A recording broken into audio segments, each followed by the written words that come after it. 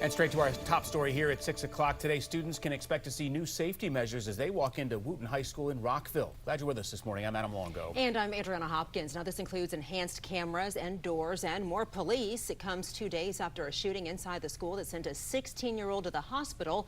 His classmate, who's also 16, is now in custody and facing attempted murder charges. Meantime, parents are sharing their frustrations with 7 News about how school leaders handled this situation. Now, there was a parent meeting last night, but parents weren't allowed to ask any questions. Reporter Kelly Lynn leads us off this morning with reaction to that. Kelly, good morning. Good morning to you. 2 meetings were held by MCPS last night, one of them happening at 3:30, the other one at 6 p.m. There had been correspondence to families prior to the meetings explaining that they would not have an opportunity to engage in extensive Q&A. Now, 7 News was at one of those meetings last night. Cameras were not allowed in, journalists were not allowed in, but we were able to listen from inside the building in the hallway. We heard parents pushing for long-term solutions to improve safety, some of them telling 7 News that they did get the information that they were seeking, but others were upset about the limits on communication.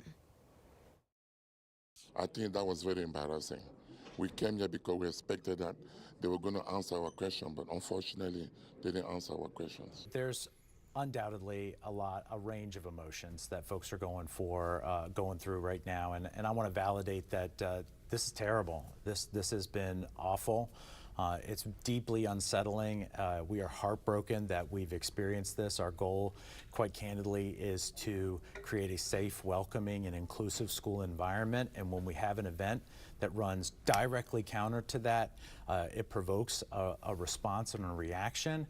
I'm right there with our parents. I'm angry, I'm upset, I'm frustrated, I'm exhausted, just like they are, and just like their kids are, and just like our teachers are. And so we're doing our very best to recreate that safe environment for our kids and for our staff. Taylor also says that additional security cameras as well as electric door locks are being installed at Wootton High School. He says that that is taking place today.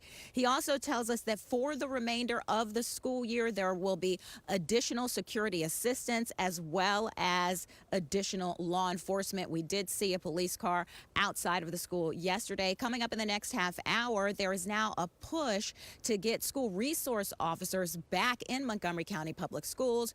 I'll tell you about some of the comments that I'm seeing and what I'm hearing from parents, as well as how local leaders are responding. Live in Rockville, Kelly Lynn, 7 News. So today, students at Wootton High School will see new safety measures in place as they walk into the building. The community has been on edge ever since Monday when police say a 16-year-old student shot one of his classmates inside that school. 7 News is on your side now. We have team coverage this morning. Reporter Kelly Lynn is live with a push to prioritize safety. But first, John Rogers is at the alert desk with the latest on the shooting investigation. John. Yeah, good morning, guys. A 16-year-old student named Khalil White-Villatoro. He'll be charged as an adult in this case on multiple counts, including second-degree murder. Police say they recovered a gun, but it wasn't found at the school. Rockville City Police Chief said the fact that it was a so-called ghost gun is very concerning, and they're investigating where the suspect got that weapon. A motive remains unclear. White-Villatoro remains at the Montgomery County Detention Center. He's scheduled to appear in court for a bond hearing at 1 this afternoon, and 7 News will be there. Adam?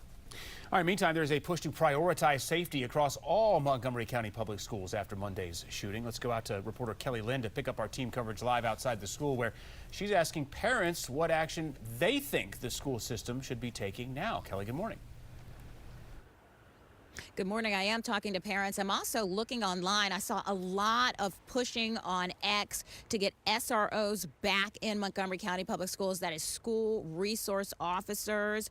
I saw numerous posts. Let's take a look at some of that right now. You can see them urging Montgomery County leaders to reinstate the SRO program, which ended in 2021. One person writing, "Bring back SROs," another asking Rockville Councilman Adam Van Grack, "Will you finally advocate for the return of school resource officers in every single one of our high schools in MCPS?"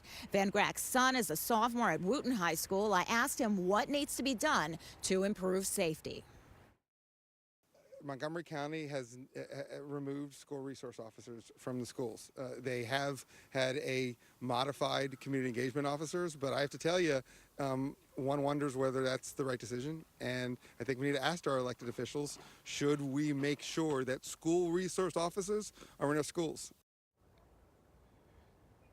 And much of the criticism on X is directed at Councilman Will Jawando, who was one of the council members who strongly pushed for the removal of SROs. The council is citing data that shows black students are 275% more likely to be arrested in school than their white peers. I asked Jawando if he would reconsider his position on SROs. In a statement, he explains, "My position has not changed because the evidence has not changed." He goes on to say MCPS is planning a formal evaluation of the CEO program, which I support. It's important to note that the community engagement officers, that is the program he was referring to, are not stationed in schools full time. However, school resource officers are. When I asked MCPS leaders if the school system would consider bringing back the SRO program, the school system sent me a statement. It did not answer my questions, but we have posted that statement along with Jawando's comments on our homepage. Live in Rockville, Kelly Lynn, 7 News.